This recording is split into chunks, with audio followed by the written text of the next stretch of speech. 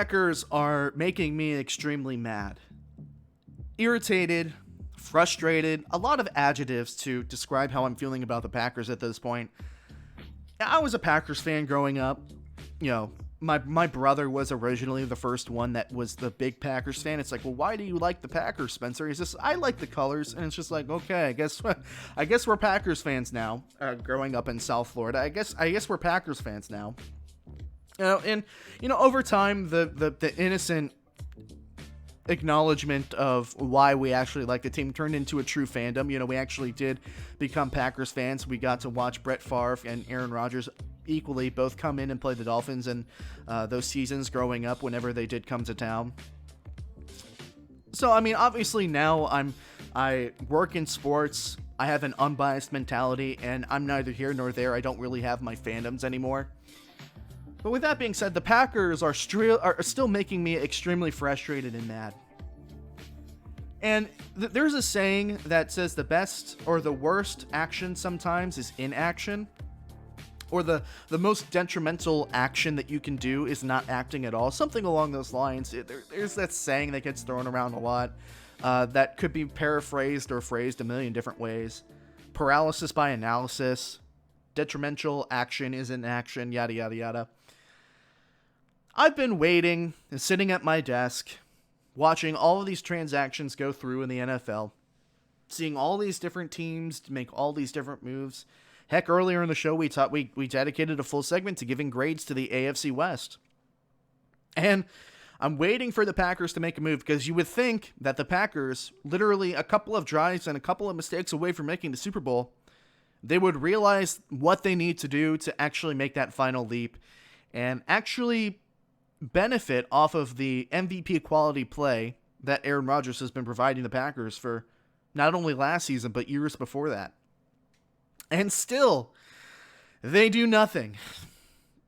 When the first ESPN notification that you get regarding the Green Bay Packers and their offseason, their free agency moves is that they re-signed Kevin King. Oh my. Now listen, Kevin King, obviously, it's a what have you done for me lately type of league. People are going to remember how awful he played in that NFC Championship game. He's a little bit better than what that game represented him as, but still,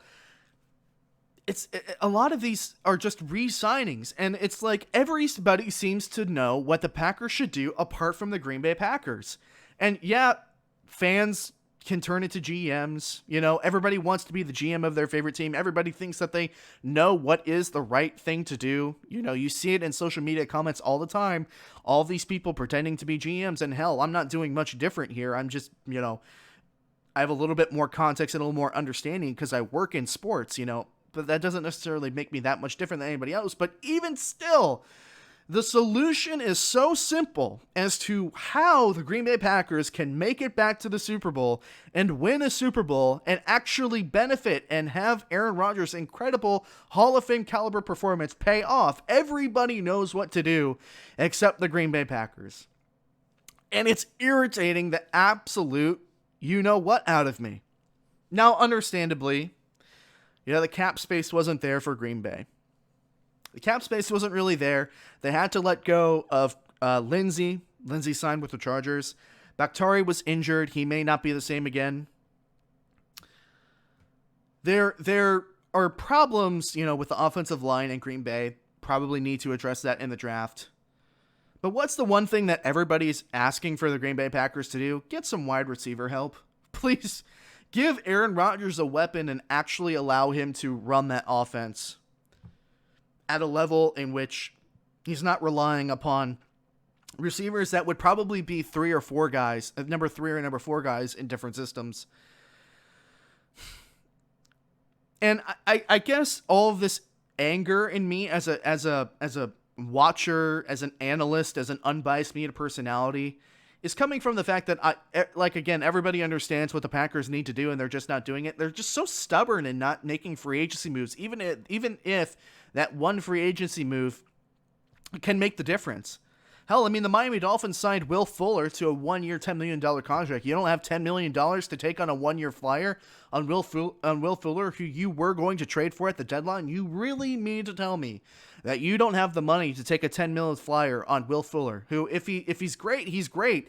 And Aaron Rodgers has that deep threat apart from Devontae Adams. I mean, Devontae Adams is really like a short to medium receiver. He's an incredible route runner, very shifty, great for yards after the catch, but he's not that deep threat that you need, that sole deep threat in which his sole responsibility is, I'm going to go fast and I'm going to run past you. You mean to tell me that the Packers don't have $10 million to throw at a wide receiver like that?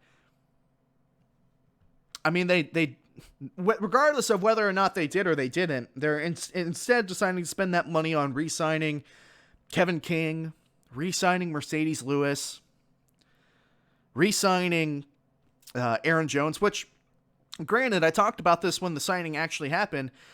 I'm not opposed to re-signing Aaron Jones. I think that it was a little bit too expensive. And in the system that Aaron Jones is in, it works. I mean, you're going to need a good running game if you're, the Green Bay Packers.